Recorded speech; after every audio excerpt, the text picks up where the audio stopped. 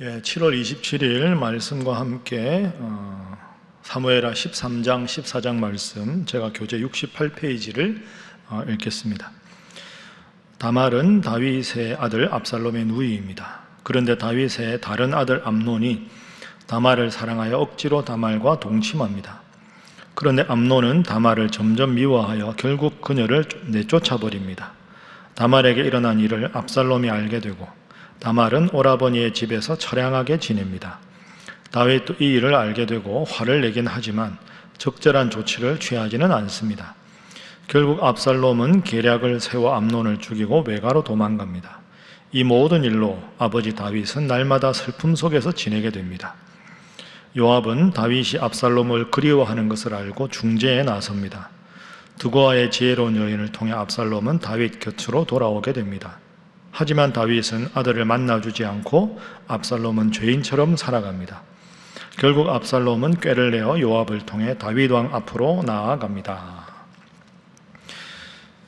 이제 오늘 말씀은 다윗의 자녀들 사이에 일어난 참 가슴 아프고 부끄럽고 끔찍한 사건에 대한 것입니다.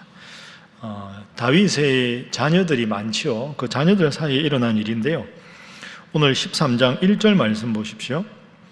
그 후에 이 일이 있으니라. 다윗의 아들 압살롬에게 아름다운 누이가 있으니 이름은 다말이라. 다윗의 다른 아들 암논이 그를 사랑하였다. 그러니까 지금 이제 압살롬, 다말, 암논 이렇게 나오는 겁니다. 그러니까 암논은 다윗의 아들 중에서 이제 이복 형제인 거죠.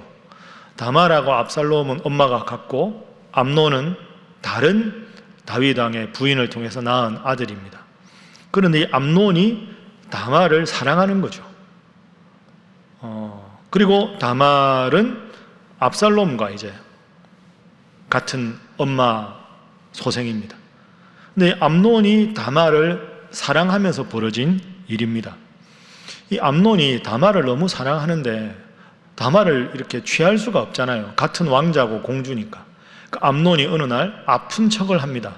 그리고는 아파 누워있는 척을 하고는 다말에게 와서 나를 좀 간호해다오, 음식을 만들어다오 하고 다말이 왔을 때 다른 사람을 물리고 다말을 겁탈을 하는 거죠.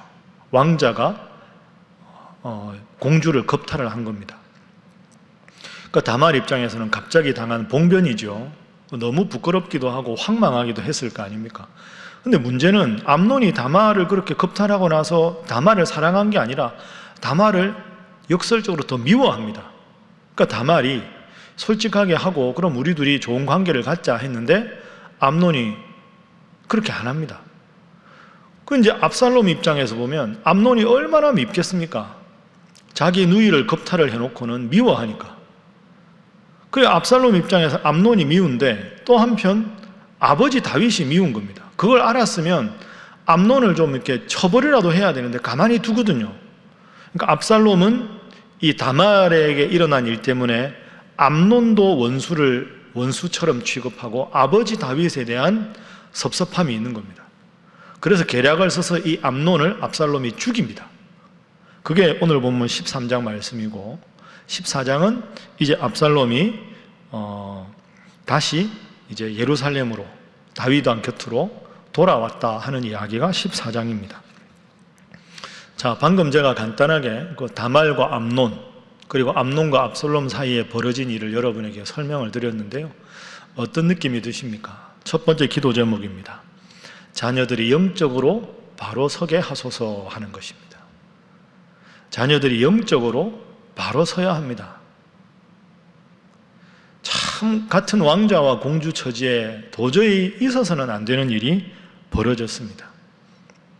아버지가 다윗 왕인데 그렇게 하나님을 잘 섬기던 다윗 왕인데 아버지의 영성과 자녀의 영성, 아버지의 신앙과 자녀의 신앙은 전혀 별개입니다.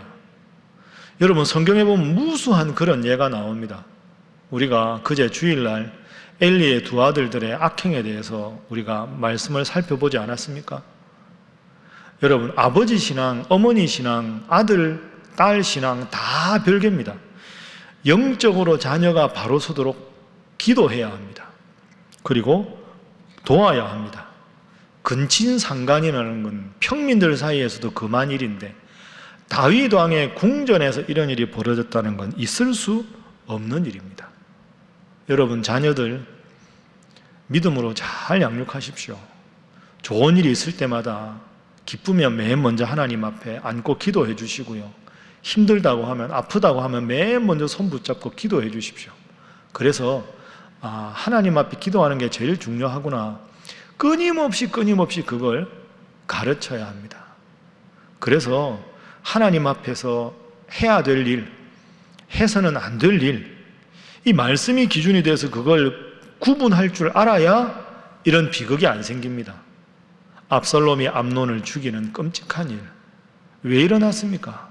영적으로 하나님 앞에 하나님 금지하신 일을 서스름없이 했기 때문이죠. 여러분, 오늘 특별히 기도하실 때, 또 이번에 여름방학이고 아이들과 함께 있는 시간 많으신데 자녀들 영적으로 바로 서도록 간절히 기도하시는 여러분 되어주시기를 주님 이름으로 부탁합니다.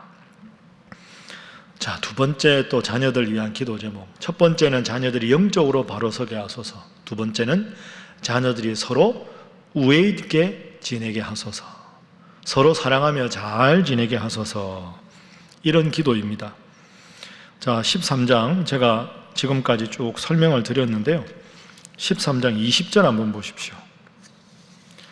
13장 20절. 그의 오라버니 압살롬이 그에게 이르되 내 오라버니 암논이 너와 함께 있었느냐? 그러나 그는 내 오라버니이니 누이야 지금은 잠잠히 있고 이것으로 말미암아 근심하지 말라 하니라.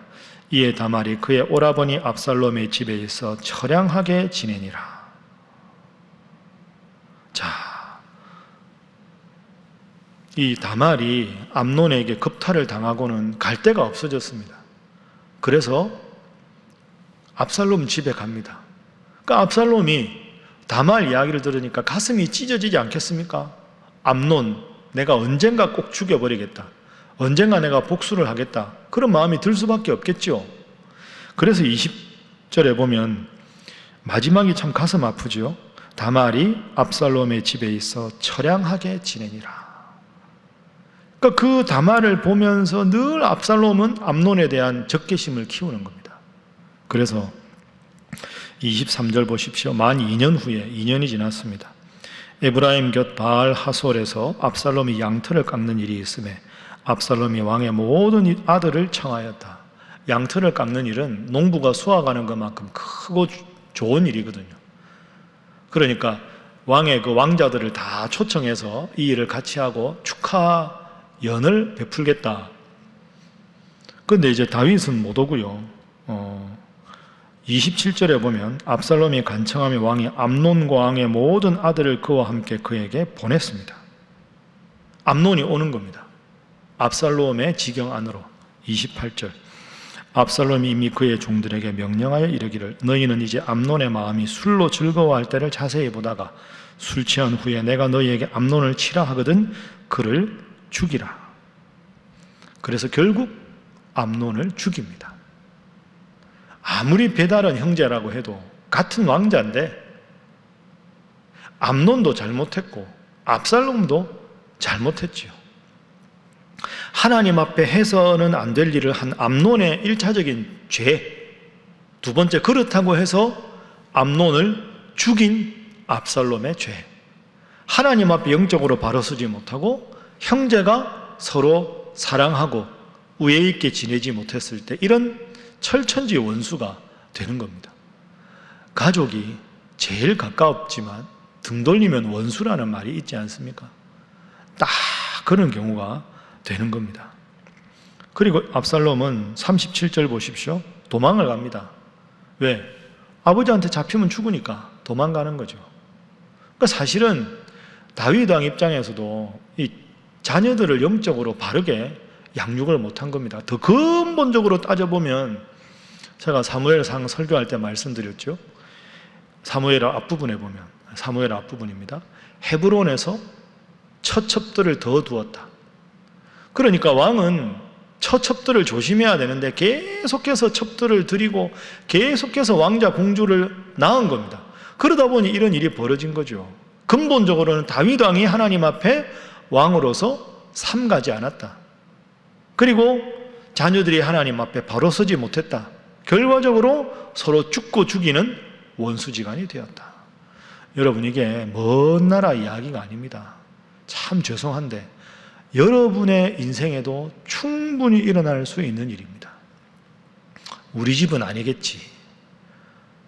그런데 부모 유산 가지고 싸우고 미워하고 헐뜯고, 그리고 시집장가 간 다음에 배우자들과 이야기해서 부모님 마음 아프게 하고 서로 안 보고 돈 때문에 인연을 끊고, 이 비슷한 거 아닙니까? 하나님 말씀이 기준이 되고 서로 끊임없이 배려하고 사랑하는 그런 관계가 되어야 합니다. 그걸 위해서 세 번째 기도 제목입니다. 영적인 권위를 가진 부모가 되게 하소서 하는 겁니다. 그렇게 자녀들이 잘 하나님 믿고 잘 지내려면 제일 중요한 게 부모가 영적인 권위를 가져야 합니다. 다윗 왕이 지금 그걸 잃어버렸습니다. 13장 39절, 압살롬이 도망갔는데 다윗 왕의 마음이 압살롬을 향하여 간절했다. 압살롬을 미워하지만 보고 싶었다는 겁니다. 그 14장에 압살롬이 예루살렘으로 돌아옵니다. 요압 장군이 드고와 여인을 통해서 계획을 잘 세워가지고 압살롬과 다윗을 화해를 시킵니다. 자, 그건 여러분이 중간에 읽어보시고요. 21절 보시면 14장 21절 왕이 마음을 풀고 요압에게 이르되 내가 이 일을 허락하였으니 가서 청년 압살롬을 데려오라. 압살롬 데려와라. 그 말은 무슨 말입니까? 암논 죽인 거 이제 내가 용서해 주겠다, 이 뜻 아닙니까? 데려오라고 해놓고는, 자 23절 보십시오. 요압 다윗 왕의 군대 장관이지요. 일어나 그술로 가서 압살롬을 데리고 예루살렘에 왔습니다. 24절 잘 보십시오. 왕이 이르되 그를 그의 집으로 물러가게 하여 내 얼굴을 볼 수 없게 하라 하매 압살롬이 자기 집으로 돌아가고 왕의 얼굴을 보지 못하니라. 자, 이렇게 됩니다. 여러분, 이게 이상하지 않습니까? 14장 24절 다윗 왕은 실수한 겁니다.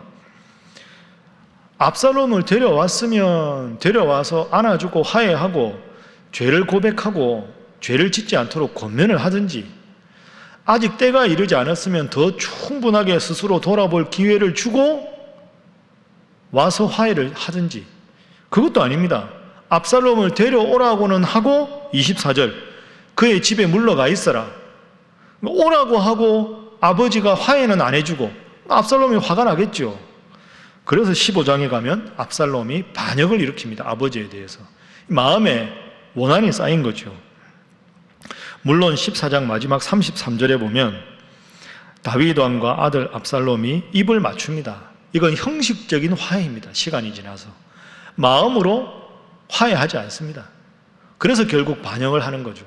마음으로 아버지께 정말 잘못했다고 빌었으면 압살롬이 반역을 저질렀겠습니까?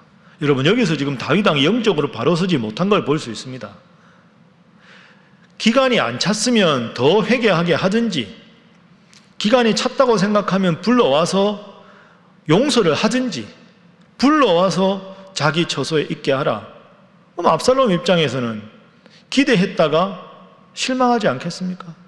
그러니까 지금 다윗 왕이 영적으로 권위를 잃어버린 거죠. 엘리 제사장이 두 아들들을 하나님보다 중요하게 여겼을 때 엘리의 두 아들들이 아버지를 가볍게 여기는 것과 똑같은 결과가 생긴 겁니다. 여러분, 우리 주일 그리고 오늘 말씀 잘 생각하면서 여러분 특별히 가족들, 자녀들 위해 기도하십시오. 먼저 여러분이 영적으로 바른 권위를 가진 부모가 되도록 기도하시고, 자녀들 신앙적으로 아빠 엄마의 하나님이 아니라 내 하나님, 내 구원자 예수님으로 고백할 수 있게, 그 고백을 가지고 서로 더 사랑할 수 있도록 그렇게 기도하셔서 정말 여러분의 가정이 이 말씀을 통해서 거울 삼아 회복되고 하나님 잘 믿는 가정 되도록 주님 이름으로 축복합니다. 우리 세 가지 놓고 기도하겠습니다. 하나님, 자녀들이 영적으로 바로 서고 서로 우애하며 이 일을 위하여 부모인 저 스스로가 하나님 앞에 바로 서게 하여 주옵소서. 가정을 위해서, 이 코로나 전국이 속히 마무리될 수 있도록 이 나라 이 민족을 위해서 다 함께 주님 앞에 기도하겠습니다. 주여 믿습니다. 주여 믿습니다. 주여 믿습니다.